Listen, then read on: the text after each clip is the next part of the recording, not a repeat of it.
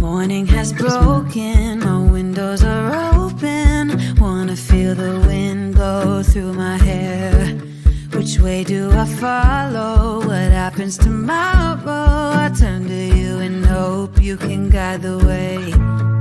Sometimes I give up, just wanna be on my own. Even in the darkest times, you give me hope. So I lean on you when I've lost my way. I keep holding on for a better day. I lean on you when the world's astray. I left my heart open so you hear my prayer.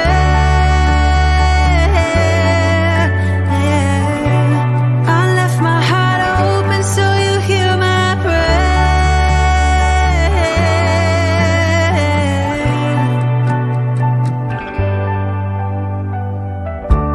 In times that are changing and when hope is fading, I know I can turn to your embrace.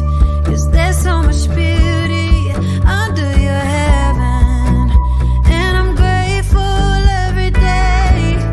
Sometimes I give up, just wanna be on my own. Even in the darkest times, you give me hope. So I lean on you when I've lost my way. I keep holding on for a better day.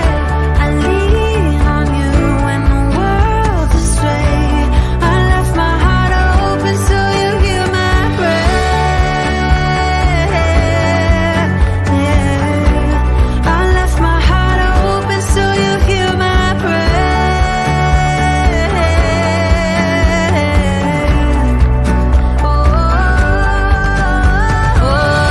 I lean on you and I've lost my way. I keep holding on for a better day. I lean on you when the world's astray. I left my heart open so you hear my prayer.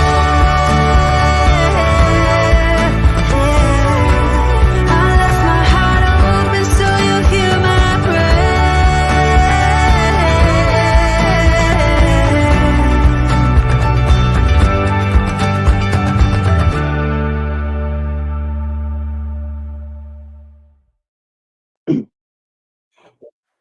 Hello, everyone.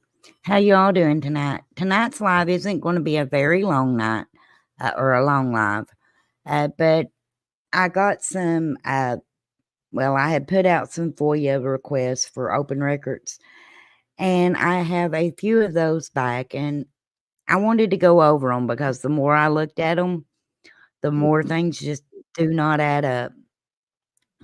Tonight's live is going to be over Gilbert Ray Mills. Gilbert Ray Mills was born on April the 30th, 1945. He met and fell in love with a beautiful lady named Irene. The two of them were married on October the 28th, 1978. Gilbert had been a deputy sheriff and then later opened his own grocery store named MPS Grocery in Pool Hall. In the back of the store, he often held had a poker table and held poker games. On November the 14th into the 15th, his family's life would change forever. The events that unfolded that night personally affected someone I love dearly, my dear friend and sister, Paula. Now, with Paula's permission, Paula's asked me to be able to tell her dad's story.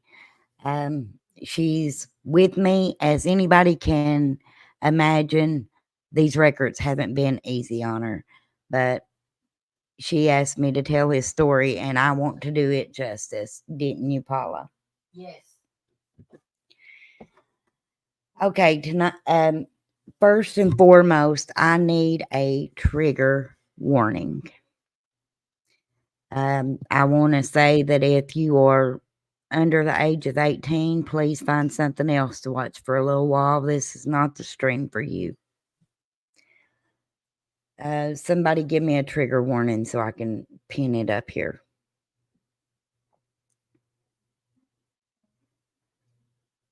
Yeah, Paula's here with me. I'm doing this because she asked me to, and been looking at these files, and you all, a lot of it just don't add up. We're going to jump right into it because I don't want to hold everybody here long tonight. So let me share my screen. Okay, and this was the first FOIA that I sent, and this is from KSP. Of course, it tells, the accused was Rex Tuttle. He's accused of murder. But in these, we have quite a few witness statements as to what happened that night. Now, so that you can kind of have a image in your mind of what took place as we read these statements, they have supplied us with a diagram. Let me know if you can see my screen.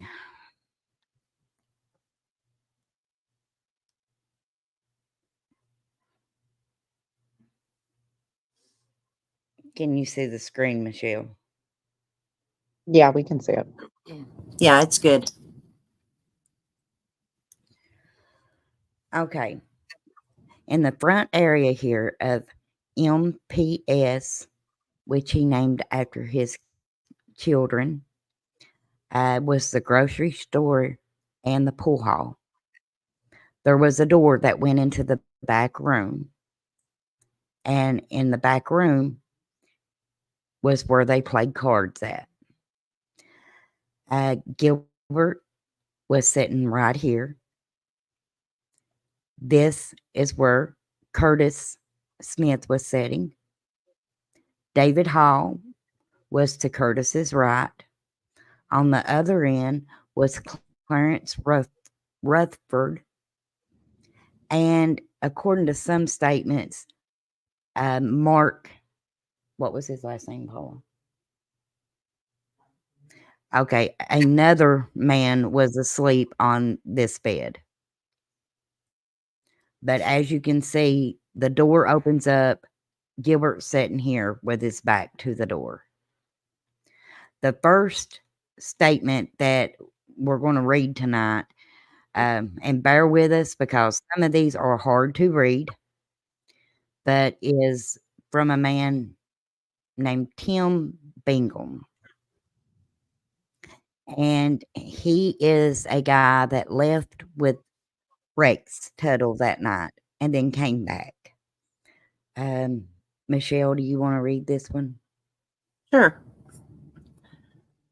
I'd been playing poker at Gilbert's. Rex asked me to go with him. We left, started toward Rex's. He replied he was to kill Gilbert. We went into Rex's house. He gave his wife some money, got his gun and the keys to his car. Him and wife had some words. She told me not to let him do anything. We left, went to Straight Creek School. Coming down from the school, Rex shot in the car. After doing this, it scared me. And I started talking to Rex, questioning him. Why was he going to?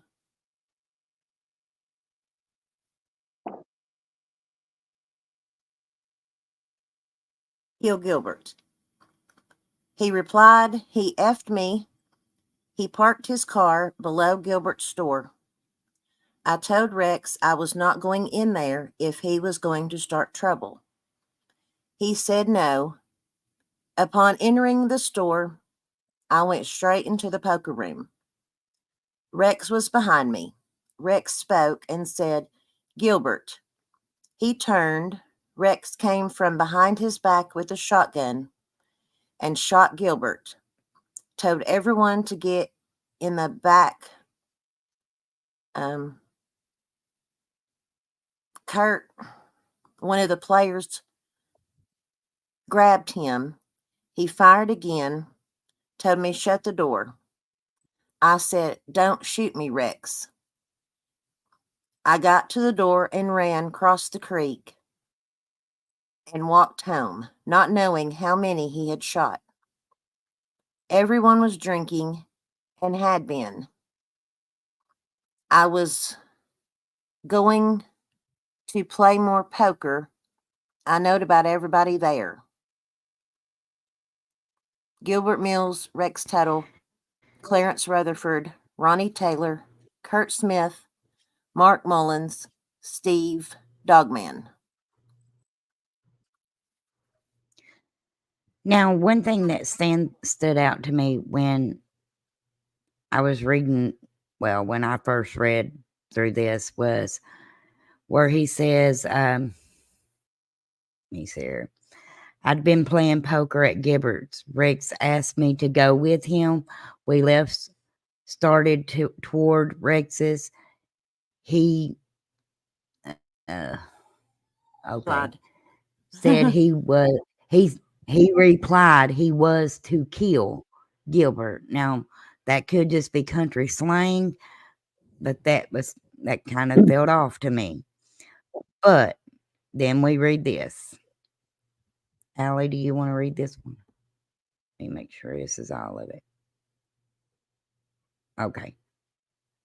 Yeah. On Tuesday, November 15th, 1983, at approximately 1 a.m., I participated in a poker game at the MPS Grocery in the back room. Present was Rex Tuttle, Gilbert Mills, David Hall, Clarence Rutherford, and Tim Bingham. The argument started between Gilbert and Rex. Rex was broke, and Rex asked Gilbert for some money, and Gilbert said he didn't have any. Rex asked for the $100 that he said Gilbert had, or that said Gilbert owed him. Gilbert said he already had given it back, and Rex said, "No, you didn't." Rex and Gilbert talked to the other players and tried to prove the payment or non-payment of the money. No one knew anything about it. I do know they lent each other money, but I don't know who owed who. They argued more, and Rex said, "Gilbert, I wouldn't I wouldn't Beat. beat you. You are too good to me." Gilbert said, "Don't threaten me or I'll beat you."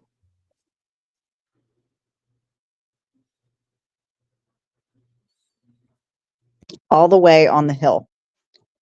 Rex said, "I'll say what I've got to say. You can shoot me or what?" Gilbert said, "I'm not going to shoot you." Rex then said, "Just forget it until tomorrow." Gilbert said, "Forget it until tomorrow too." Rex said, "I'm going home." Rex didn't act mad. I thought it was over. Rex was gone about 10 to 15 minutes, a very short time. We didn't even change positions. Rex opened the door and come back in. My back was to the door. Rex said, "Gilbert, look around here." Rex shot and Gilbert fell over dead. He didn't move. Rex told everyone in the other room to come in there. He said, "Oh, Line. oh, okay." He said, "Line up and don't move." He said, "None of y'all don't mess with me." I got up and looked for a window. I thought he was going to shoot us. I grabbed Rex and held the gun. It went off. I told Rex not to shoot anymore. I said, "Rex, I can't let you shoot us all." And he said, "I wouldn't hurt you poor little boys for nothing." I Okay. I let him go. He ran. There was no pills at the game that I saw. I think Rex was drunk in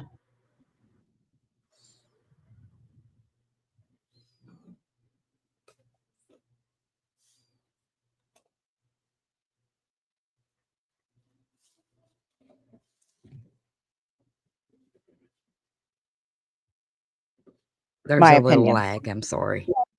No, you're okay. But he knew what he was doing, and I think he remembers the incident. Rex drinks all the time, and I've seen him drunken than what he was that night. Drunker than what he was that night. Okay, so what we've gathered from 2 witness statements is there was an argument. Rex leaves the store, goes and gets a gun, comes back to the store, shoots Gilbert. But not only does he do that, you all, he tells everyone to line up against the back wall. So, and I mean, we've got several statements here that say pretty much the same thing. And then we've got Rex Tuttle's statement. He says, on November the 14th, 1983, at about 5:30 p.m., I arrived at MPS Grocery. Gilbert had asked me to come in early and start the poker game. I had been running it for him for about 2 weeks. I started the game, and me and Clarence Rutherford, Rick Philpott, and a Brock boy, I don't know his first name, played a cut. I cut the pot enough each night, $1 a hand, to pay the electric bill. Gilbert Mills came back at about 7 or 8 p.m. He sat down and played then. The players wanted something to drink, and I sent Ronnie Taylor, and he got a fifth of Seagram 7 whiskey and a case of Budweiser beer. He brought it back, and I paid for the beer and whiskey. I drank 2 beers before the game. I drank 3 or 4 after the game started, a total of 5 or 6 beers. I went out front in the store and got a deck of cards. I took them back. We played a while longer. Gilbert talks about winning my land and my Jeep. I think he was joking. I don't remember anything after that until I was at Custer White's house. My wife, my mother, and my kids were there. They told me I killed somebody. I don't remember who told me, and they didn't say who I killed. I didn't get mad at anyone at the game that I remember. I don't remember accusing anyone of stealing a $50 bill when the game first started. I won about $200, but I lost back down to $30 or $40. The best I can remember, I owed $20. I owned a 20 Remington shotgun, a 20 gauge Remington shotgun. I kept it unloaded under the bed. No one at the game had a gun. Gilbert had a 357, but it was out front in the store. I was driving my Jeep last night. I don't know where it is now. I didn't drive the, and I That's can't make out Thunderbird. what they I wrote think there. that's Thunderbird. Thunderbird. Yeah. I think Okay. so. Didn't drive the Thunderbird last night or this morning. that I remember. I drank very few beers and no whiskey. I think somebody gave me something that made me not remember anything. I will take a urine test to see if anyone gave me anything that that's all I remember about the incident. Now, several other people back the other witnesses um, um, testimony or statement rather. And let me see here. But I mean, these are all testimonies that I'm scrolling through, you all, saying the same thing.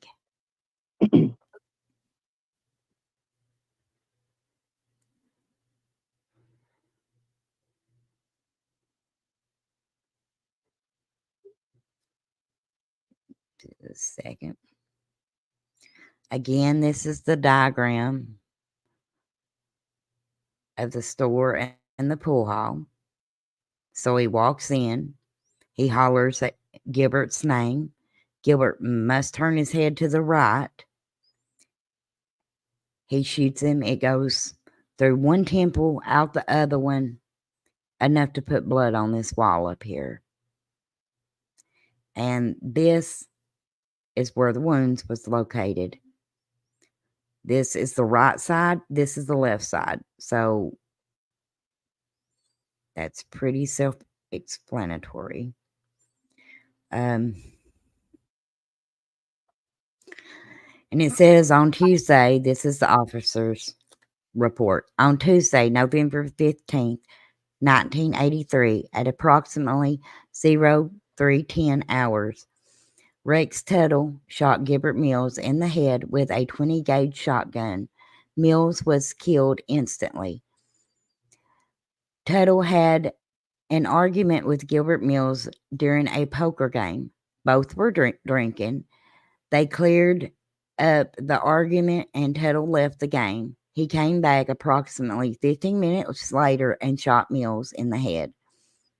On Tuesday, November the 15th, 1983, at approximately 3:10 in the morning, and it tells the accused, Rex Tuttle, and where it happened at. Now, you would think with all of this, I want you to tell me, with all these eyewitnesses, would you call this premeditated first-degree murder? Put a 1 in chat if you would. If you would consider this premeditated, I mean, he went home, he got a gun, he came back. Put a 1 in chat. I know that's how I see it. But On that list, it looked like there were 8 witnesses. yes, like 8 witnesses to the crime. Now, not only did he murder Gilbert, but he also told those people to line up. Right. If Curtis had not grabbed a hold of him, who knows what he would have done yet at next. Yeah. He obviously had his finger on the trigger because the gun went off. Yep. Yeah. And I kind of look at this and I think, okay, you've got Gilbert. He's running a pool hall. They're playing cards in the back. He used to be a deputy sheriff. Out of all of these people, what is the chances? And I'm speculating here because who knows why he did this? Over money? He said himself that Gilbert had always been good to him. Yeah. Or did he shoot the one that he knew would be able to handle him? I don't know. But we've also got this little document here. And this one right here really blowed my mind, because when I saw the other ones, I was like, well, maybe there was an argument. And there still could have been. Hello, Flies. Hello, Wanderer. I know I've missed some people. Hello. I think I saw Nonsense a minute ago. We're going to read this one like we normally read court documents. I will read for the court, and Allie's going to read for Mr. William Hayes, which is the attorney, and Michelle is going to read for Rex Tuttle, correct? Yes. Yeah. But now, Okay. Crystal, before we start, Duchess has a question. She said, did everybody else? Yeah, I'm going to read it. She said, did everybody else say that in their statement also, that he was going to line them up? Was that in everybody else's Yes. statement? Okay. Yes, in everyone's statement, everyone said he told them all to go to the back and line against the wall. Okay. So I think he had plans on killing everybody at that poker game that night. Or that's what it sounds like to me. Right. No, But now Duchess. this, let me see here.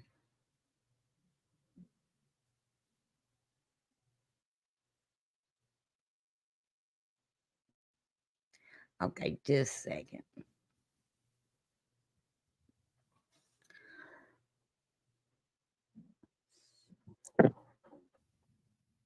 Okay. The defendant appears in open court on November the 8th, 1984, and was represented by Honorable William Hayes. So that must be a thing in Kentucky, y'all. The Commonwealth was represented by Honorable, just a moment, my dog's knocking.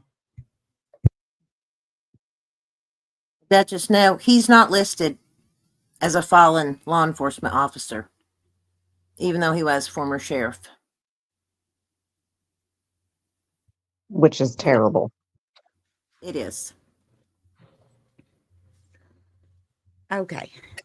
The defendant appears in open court on November the 8th, 1984, and was represented by Honorable William Hayes. It gives an address.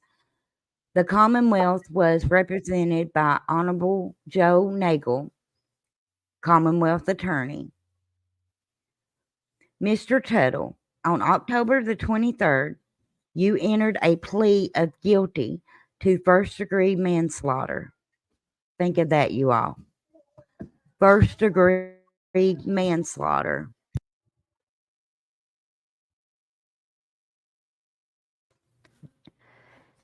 And the Commonwealth Attorney recommended a sentence of 7 years. Sentencing was postponed in your case until today to give the Division of Probation and Parole an opportunity to prepare a pre-sentence investigation as required by law. At this time, that report has been filed, and I hand it to you and ask you if you have any problems with the statements made in the report. May we have just a moment? Yes. The defendant and his attorney reviewed the pre-sentence investigation report. Gentlemen, have you looked at the pre-sentence investigation report? Yes, Your Honor. We have reviewed the report and we have no objections to it. The report is substantially correct. Yes, sir. At this time, Mr. Tuttle, are you under the influence of any drugs or alcoholic beverages or anything that would prevent you from understanding what you are doing today? No. Have you thoroughly discussed the case with your attorney, or do you have any defense that may have come to your mind that weren't available to you on the day you entered a plea of guilty? No.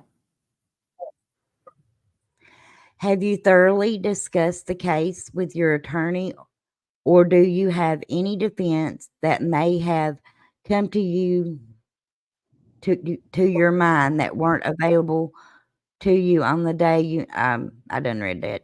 She said no. Is there any misunderstanding at this time that would prompt you to take back your plea guilty? No.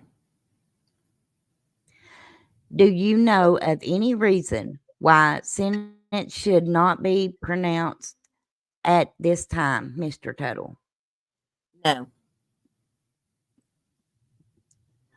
Do you have any legal cause to show why sentence should not be pronounced? None, Your Honor.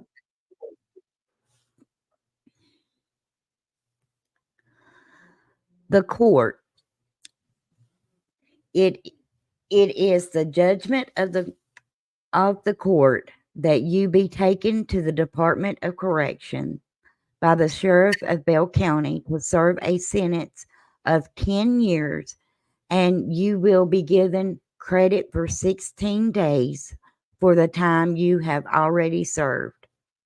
Now, the Department of Corrections does not have space for you or people sentenced to prison at this time, and the jail is overcrowded.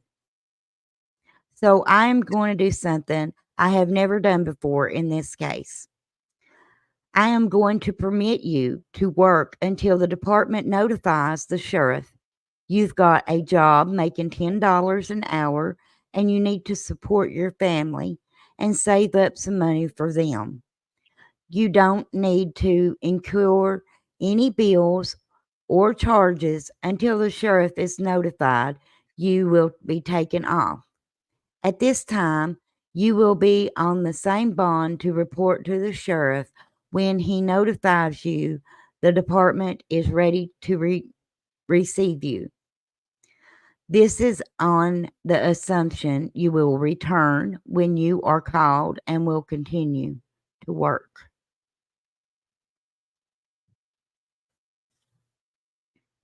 And then it goes on to put, I, Vicky Bailey, official court reporter of the Bell County Circuit Court, hereby certify that the foregoing typewritten matter is a true and correct transcript of the hearing held on November the 8th, 1984, in the case of the Commonwealth versus Rex Tuttle indictment. And then it gives the number to that case.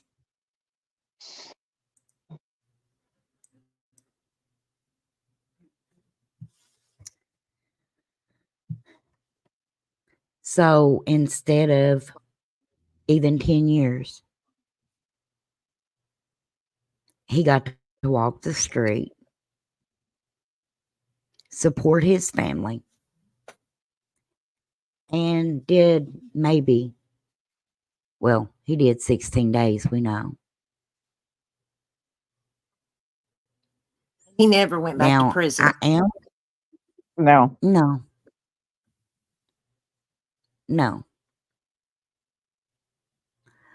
Now, he left behind children. One of them, my good friend, she was 3 years old. She did not have her daddy to walk her down the aisle. She hasn't even got a picture with her daddy. Back in the 80s, that just wasn't something that was handy.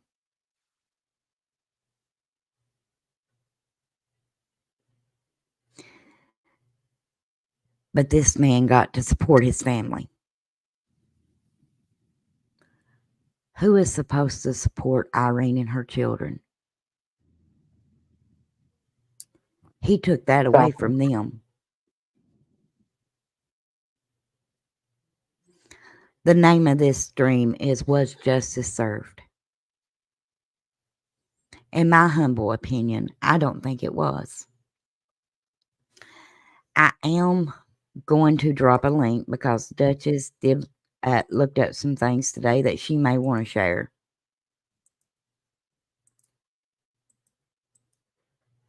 Let me see here.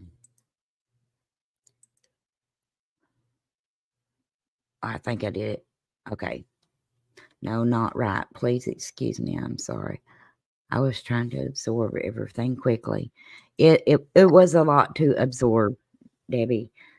I know so often you all we get carried away in these current cases, but there's a lot of these older cases that justice was not served.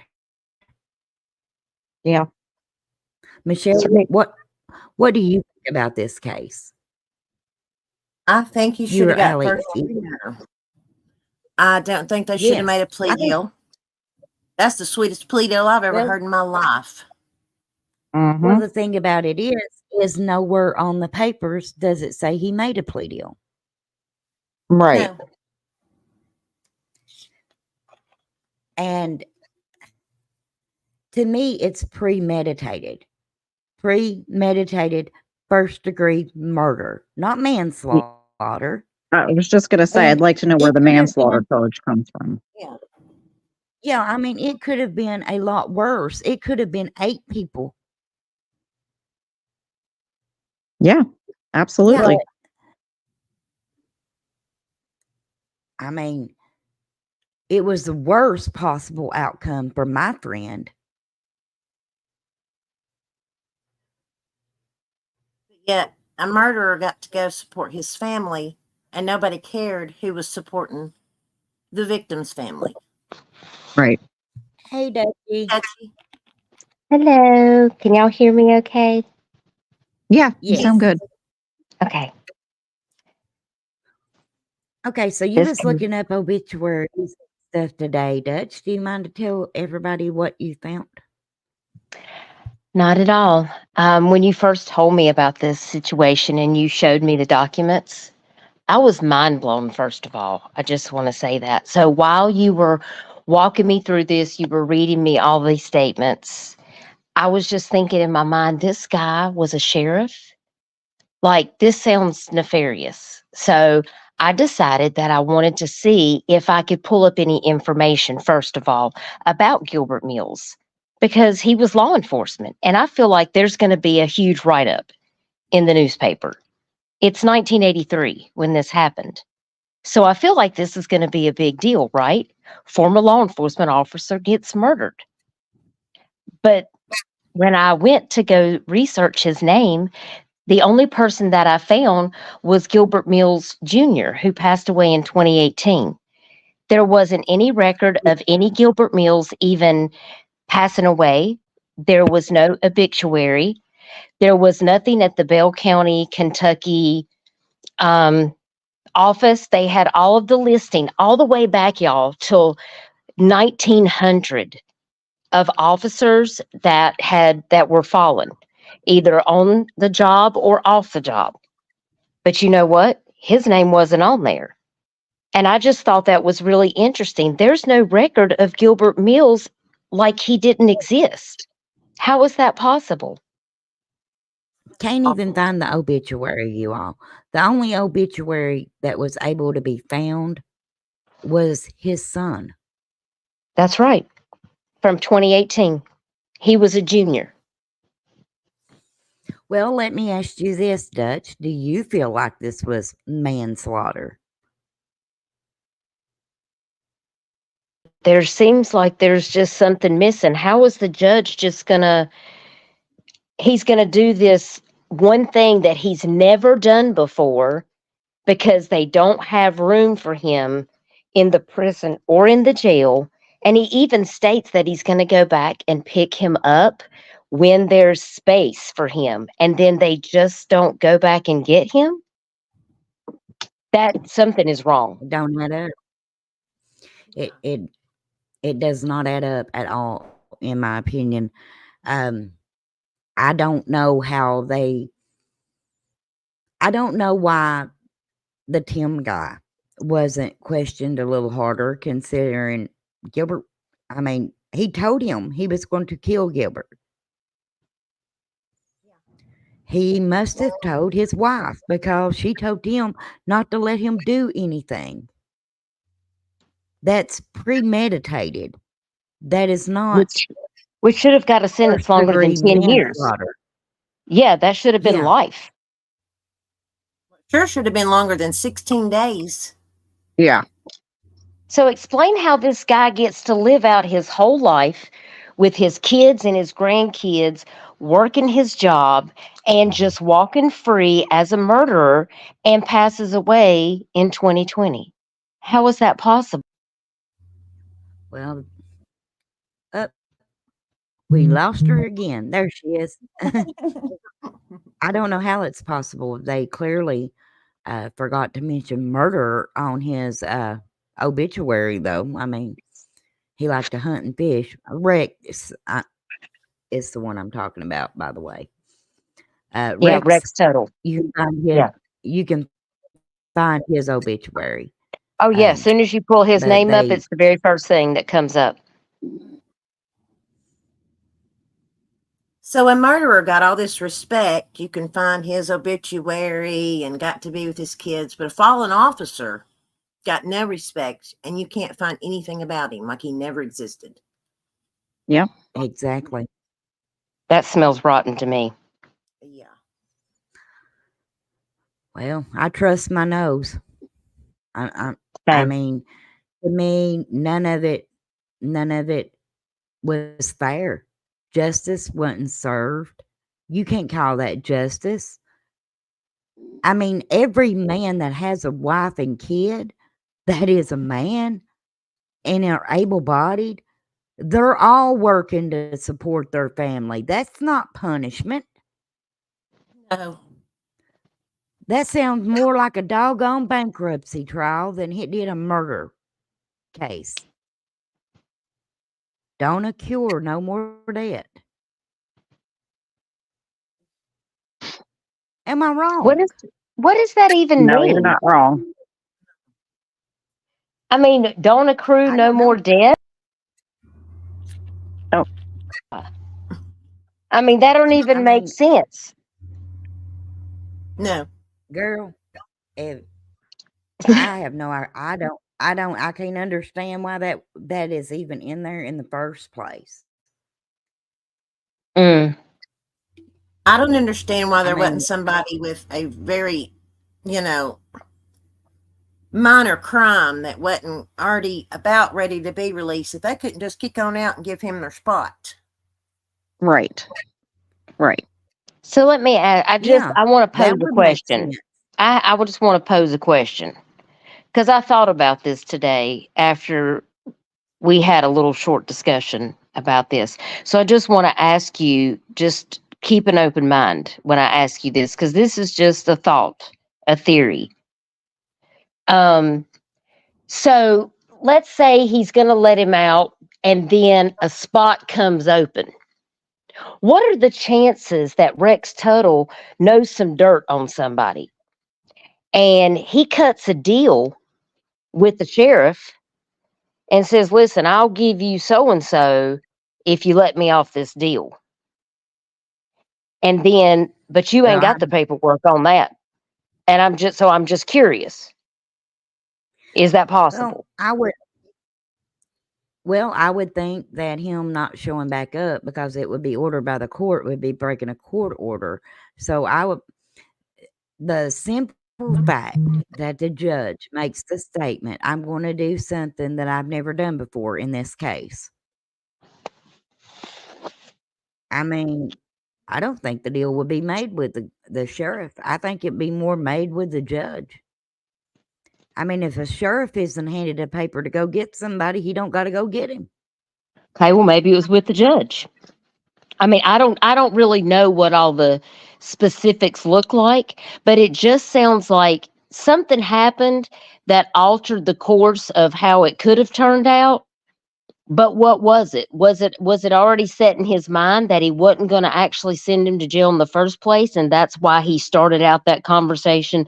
I'm going to do something I've never done before. Why was he giving so much consideration to Rex Tuttle? Did Rex Tuttle have something? I mean, I just got a lot of questions. Yeah, I that's a have. good point. It's a good question. I mean, I think the answer will never be told, but I tell you what I would do. I would be suing. I w- Unlawful death suit. There. I mean, this is Yeah. ridiculous. A man stripped a family, and I don't want to lose sight of that. A man stripped a family of their dad. Yes. Yeah. And I mean, Paula is she has been an awesome friend to me. She is like a sister to me during this whole sickness that I have been going through. And God knows I've been going through it. I just don't like putting my business out there. But she has not left my side, and she is still right beside my side. And I And am we're honored. grateful. I'm honored that she would let me be the one to present these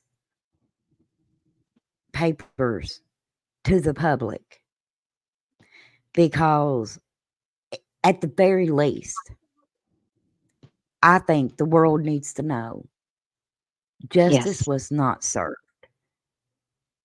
It Yes. wasn't served.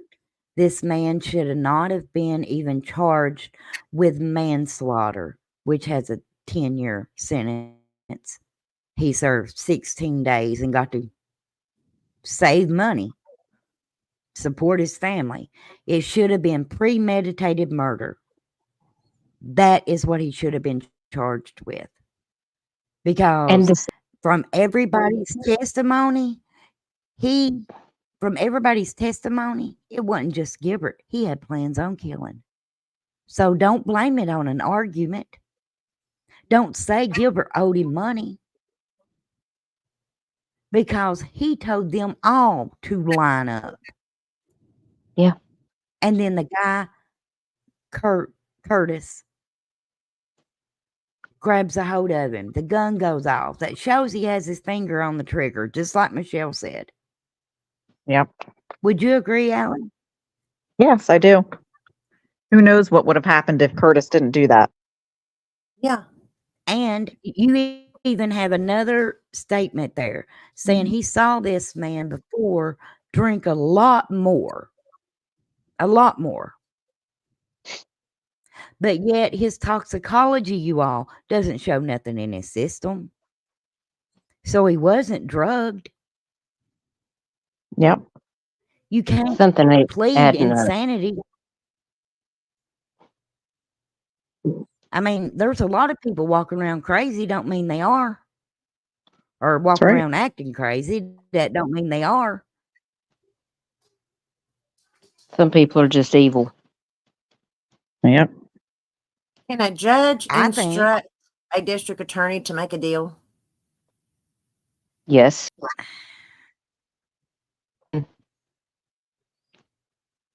They I can don't have a know. conversation about it for sure. Right. That's what they do. They barter.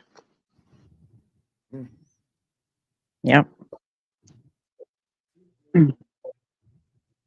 That's why I wanted to know if it was possible that something occurred and we just don't know what it is.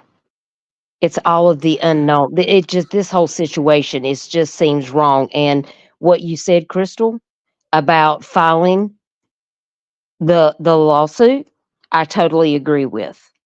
Yes. I responsibility think she has a good lawsuit. for the I mean, Her and against her the family judge. have a good Oh yeah, lawsuit if they wanted one, I do believe. And absolutely. I mean, but at the very least, like I said, at the very least, people need to know this man admitted, pled guilty. Nowhere does it say a plea bargain. Pled guilty. And the judge just lets him, well, lets him save money to, let me read that last line again. I mean, what's I'll he going to read it. say? It's a clerical error? Oh, well, he must have got lost in the system and we just never followed up on it. It's 1983. Yeah. I mean, I can I just hear the mean, excuses though. he And says Paula needs to it stand is. up and tell him there is no excuse.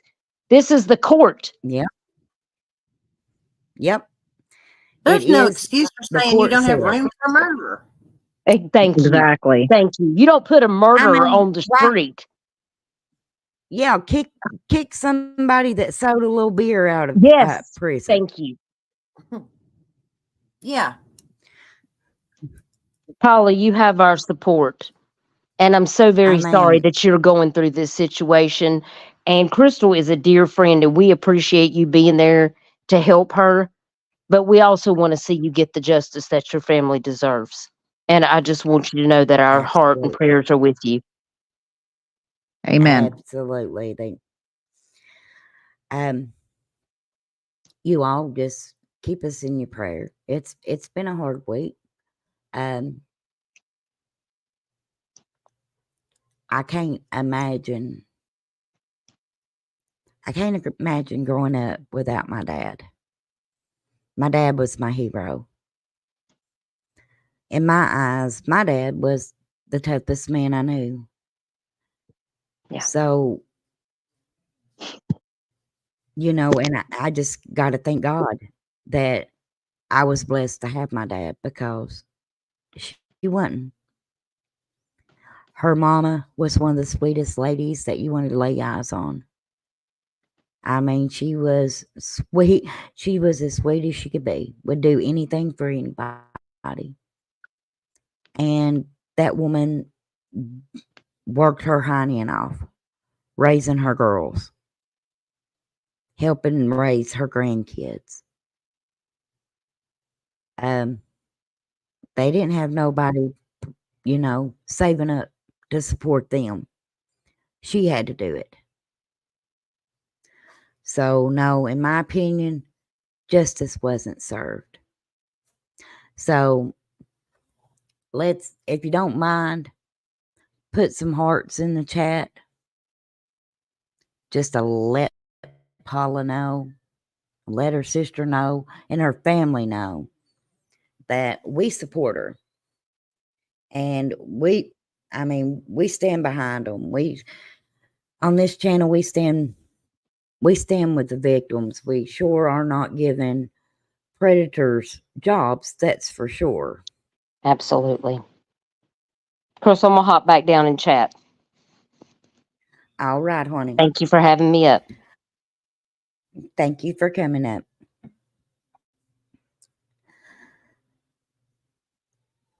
Again, Gilbert Ray Mills was born on April the 30th, 1945.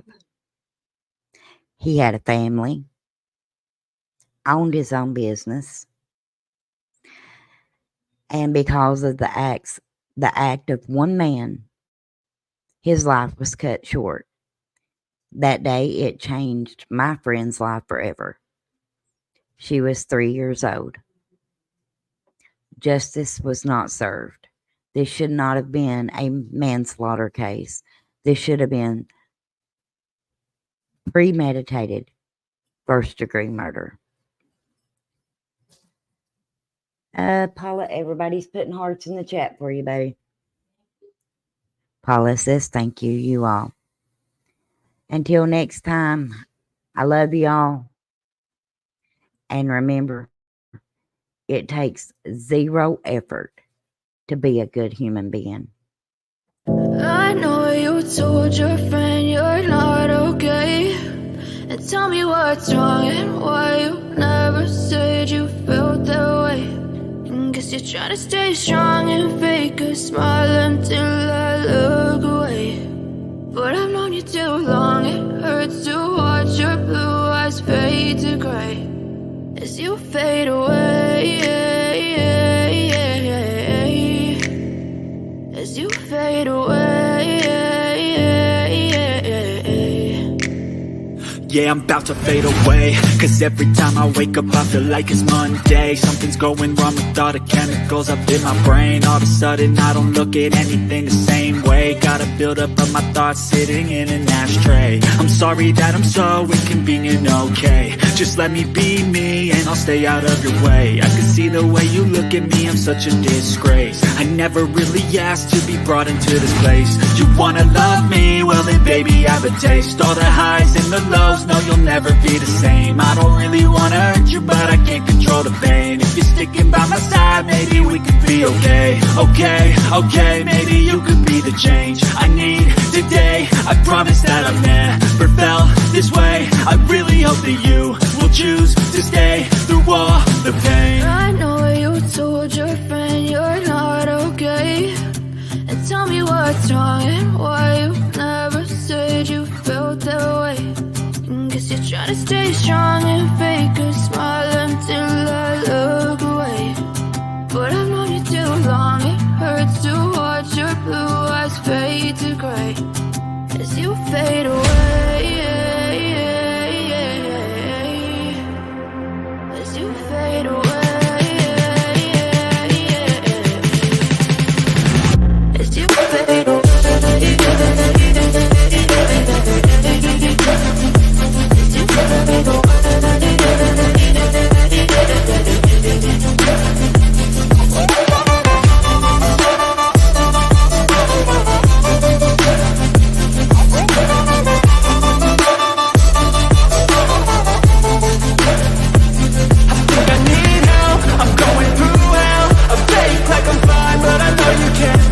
Like nothing I found, my mind overwhelms. I think that I'm broken, but I really can't help. I know I'm not perfect, but some days I feel far more worthless.